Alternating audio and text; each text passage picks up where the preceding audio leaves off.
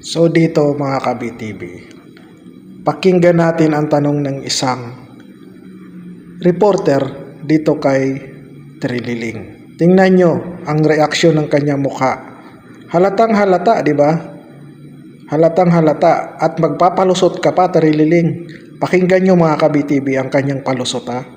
Pakinggan nyo. Yung SM lang ng testimony nyo na sinasabi nila nagbukas naman daw yung mall ng September 2012 pero you said na yung bank daw nagkaroon ng deposit ng 2011 even before the branch was still created. Yung SM BDO, SM Lanang, yung 100 million yung sinasabing nag-deposit daw sa BDO sa SM Lanang 100 million. Alam nyo, lahat nakita nyo naman kinumpirma lahat nung AMLAC. Diba? Hindi ko naman ginawa yan Ba't ko imbentuhin yan? Diba? Sila, kung kulto sila, problema na nila yon. Oh, diba?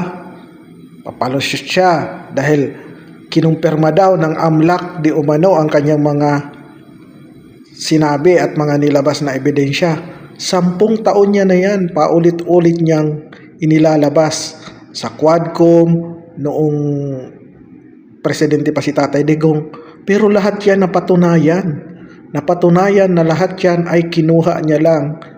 Mga ebidensya na yan sa balita at wala naman talagang inilabas ang mga bangko na mga bank account di umano ng mga Duterte. Dito mo makikita ang kasinungalingan nito sa reaksyon ng kanyang mukha. Magbago ka na, Trililing.